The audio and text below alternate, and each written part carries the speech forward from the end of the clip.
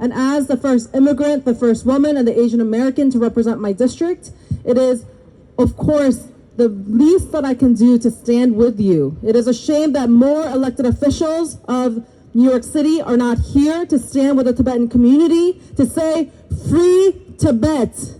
Say it together, free Tibet! Free Tibet! Free Tibet! Free Tibet! As long as I am in office for the New York City, I will continue to fight for the freedom of Tibetan people, especially in China.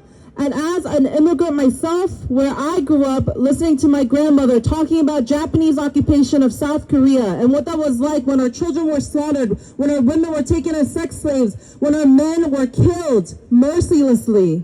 My grandmother still died not being able to read or write Korean because in Korean schools, the Japanese occupation said you must read in Japanese, you must write in Japanese, and you must take on Japanese identities. So when I hear of the plight of the Tibetan people, it is straight in my heart where I will continue to stand by you to say that every Tibetan child, no matter where in the diaspora they may live, that they shall learn Tibetan, speak Tibetan, have Tibetan names, and continue to fight peacefully for a free Tibet. Because every single person deserves sovereignty over their country. So I will continue to stand by you, and I will continue to encourage my colleagues to understand the plight of free Tibet and what the importance of that is.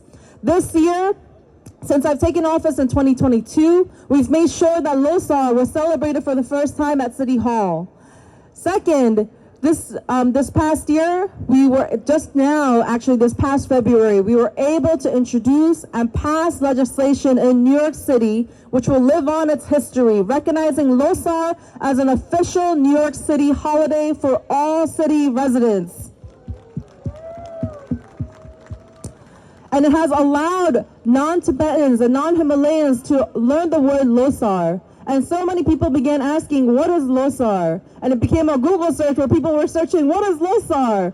And that is how we continue to do education, to teach people the presence of the 66,000 Himalayans who live in New York City, to say we believe in Losar, and Losar is just a small symbol of the greater fight for a free Tibet and your rich history, your amazing, beautiful Tibetan Buddhism, and it will also be the first Buddhist holiday recognized by the city of New York. So congratulations on those